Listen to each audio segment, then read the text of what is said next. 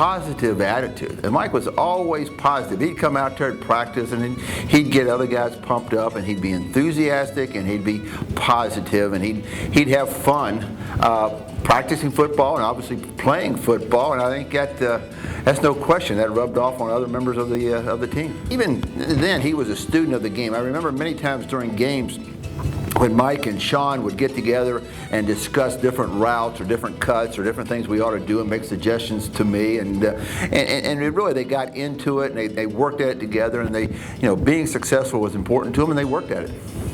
Well, the one specific play I can remember about Mike obviously was his catch against UMass up there one time for a touchdown. It was still to this day, it's the best catch I've ever seen a William & Mary player make. I don't know how he did it. Sean threw him one. He made it over his shoulder, behind his back, almost between his legs up there for a touchdown, and just made a great play. But I also remember when he was a youngster and just getting started, a big play against North Carolina, a 50, 60-yard touchdown pass late in the ball game. And I apologized to Coach Brown at the time that we were trying to score on him, and he said no. He said that was a pretty good play y'all made. It's exciting to see any of your players move into the same profession that you're in, and in this being coaching. And I was excited to see Mike, get involved in coaching, because a profession like this needs sharp, good individuals like Mike. And every time he would be contemplating a move from one school to the next, or whatever, one job to the next, he would call me, and I'd always start off by asking him, Mike, are you still having fun? Are you still enjoying it? And he always was, Coach, I love it. Coach, I love it. And then he just kept on going. And of course, when he got in the pros, he quit calling me. He just went on and did his own thing by that point in time. But that was fine until he started interviewing for the head jobs. Then he called me back again. Watching Mike on that Super Bowl run with the Steelers was terrible for me, to be honest with you, because I found out what a real fan is like, pulling for a team. I traditionally would watch football just to watch football, but I was watching the games really pulling for a team to win, and that was hard. I didn't realize how hard that could be, but I certainly was very, very proud of Mike. I won't respond to the blinking of the lights, so you can save that. I'm going to say exactly what it is I have to say. At this time, I'd like to take a few moments to exclusively talk about myself. I'm just playing. I've been extremely blessed, obviously, but my blessings go beyond the obvious. I'm looking out in the room at my blessings. I'd just like to take a few minutes to thank some people here, some people that are not here also. Because one thing I've found in the game of football, be it playing or coaching, it's the ultimate team game. It really is, and I've been ridiculously blessed. Start with my parents. My mother, Julia. She is very pivotal in me being here tonight, because when Coach Laycock offered the scholarship, she accepted it. Seriously, I'm not kidding. She accepted it. He commits. I think was the words, was it not, Mom? He commits. My father, Les, just a blueprint for me in terms of sport mentality. I might go down as the only kid in the history of Little League Baseball never to ever shake hands after a game. That was just our mentality, and we were unashamed. To this day, I still got to make a conscious decision post-game to go shake a man's hand at the midfield stripe, and I mean that sincerely. They say it takes a village.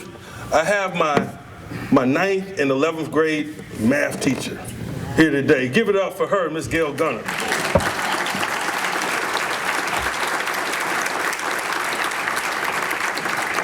This lady made me miserable. I was a very comfortable B student. You know what I mean?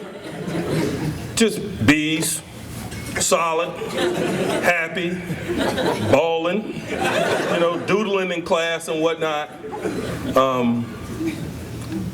she taught me what it was about to search for the ceiling, to be quite honest with you. This lady stayed after me, and I couldn't figure out for the life of me in 9th grade why this lady was after me when I was a 3.0 guy. And she got it through to me. You know, I didn't get anything but A's for the next 2.5 years because of this lady. Straight A's. Then I signed with William & Mary my senior year. I did what seniors do. But for 2.5 years, because of her, I was a straight A student. I'm not making any of this up, guys, I'm telling you. It's very true. Coach Laycock, I thank you for being as nice as you could be to me there. I was bracing myself, you know. Like a lot of men in this room, man, we got unique, close, and personal relationships with Coach Laycock. Some of us a little closer than others. We love Coach, man. This guy, he had swagger. You know, we didn't necessarily call it that at the time. But guys, did he not? We stepped into the stadiums with supreme confidence because that's the way he presented game plans and tactical plans to us and displayed his belief in us. And I utilized those approaches, man, day in and day out professionally. He was cool as a fan. He really was. And we admired him for that and many things. But in terms of displaying confidence in a humble manner, this guy wrote the book on it for me. And that's what I try to do every day professionally. I had great teammates. You know, it really is funny to me to get recognized in this way because I played on great teams. Like a lot of people that come here and are recruited here, I sat in the Prasan room. Man, I felt like I was a pretty big-time recruit, man. We're eating lunch, my parents, President Vercal. Man, they had Kim Anglin sitting across from me. Y'all remember Kim Anglin? I mean, you were a big-time recruit, man, if they had Kim Anglin sitting across from you. I felt good about it. I said, man, one day I'm going to be one of these Hall of Famers in here. When I got an opportunity to work with my teammates, man, I saw how truly talented they were. We had some great teams. To be quite honest with you, it changed my expectation. I was just glad to be a part of the group. Legendary receivers that played here like Corey Ludwig, Terry Hammonds, man, we played together. Running backs like Rob Green, Derek Fitzgerald, Troy Keene, Alvin Porch, we all played together in different forms of fashion. I played with a couple quarterbacks. One was named Chris Hakel, one was named Sean Knight. Isn't it funny I'm standing up here? Wasn't enough balls to go around with that bunch. But we won games, and I'm proud of that. I'm more proud of that than anything. You know, we lost a couple games in '91 at the house. I think I lost one more game the entire time I was in college in '94 at the house. You stepped in the Zabel Stadium, you got beat. And we were proud to be a part of that, and I was. I'd like to recognize one man. Where's John Stem at? Stemmy, stand up.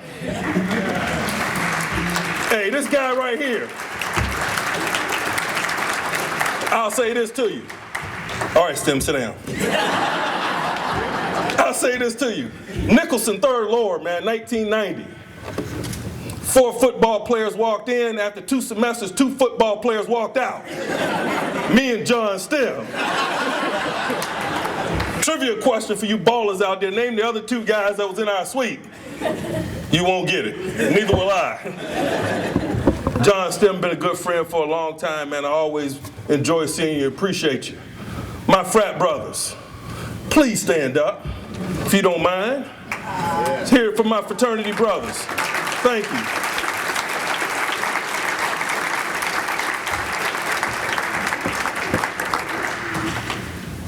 Our motto is achievement in every field of human endeavor. Kappa Alpha Psi Fraternity Incorporated.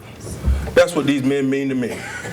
I play football, or coach football. I'm on TV on Sundays. I get too many pats on the back for what it is I do. I look out there, I see my brothers, man, they doing it in whatever field they choose, and they're doing it big.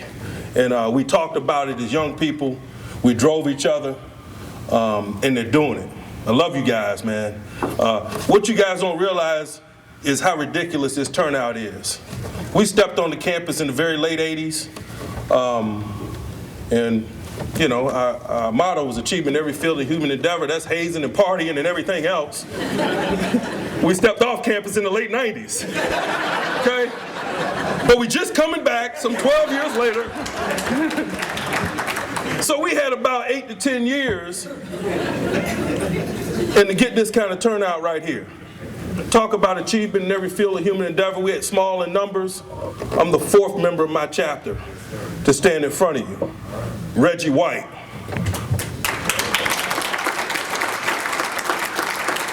Rob Bass Green. And Darren Sharp, who's not here, and none of us are surprised. It's good to be with that group of men. My lovely wife, Kia, man, knock it up for her, please.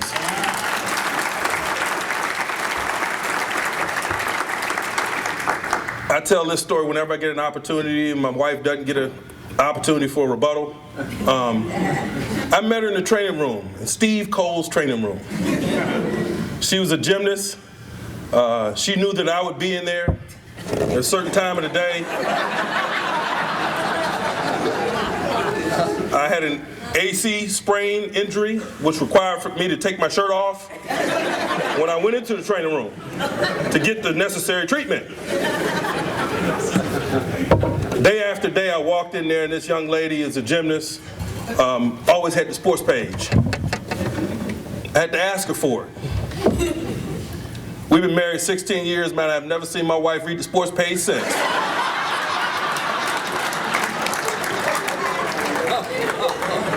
And she doesn't get the mic after. My lovely kids, my daughter Harley, who thankfully is a splitting image of her mother.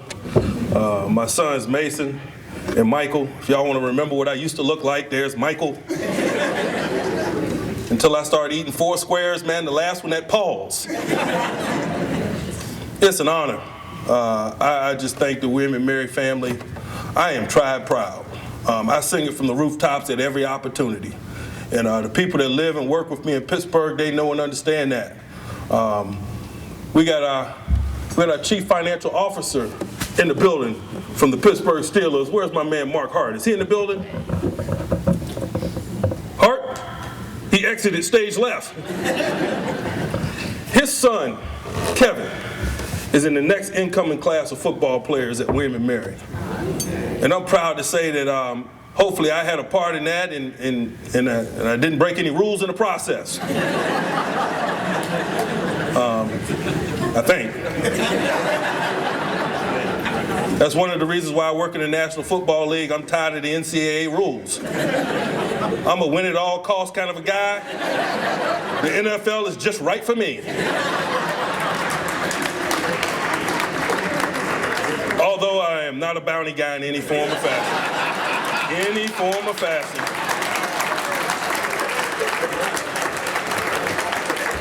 What you got to understand about the Pittsburgh Steelers is they'll get you for nothing. I ain't got to offer them anything.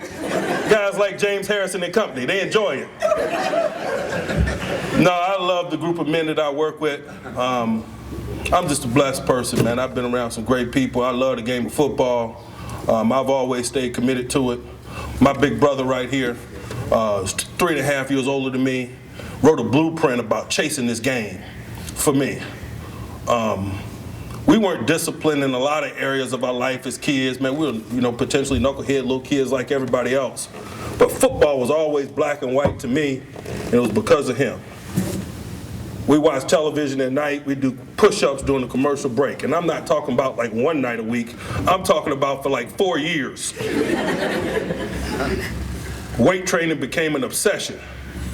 Everything related to the game we embraced. And I thank you, big bro. It's fed me, it sustained me. Thank everyone. This is awesome. Glad to share an evening with you. It's great to be in a room where people know me as Mike. You know what I mean? In my business, I got a lot of new friends. You know what I mean? People that call me coach are new friends. It's great to be in a room with a group of people that I love and love me, and I'm known as Mike. Thank you. It's an honor, and thank you for enduring my speech. Thank you.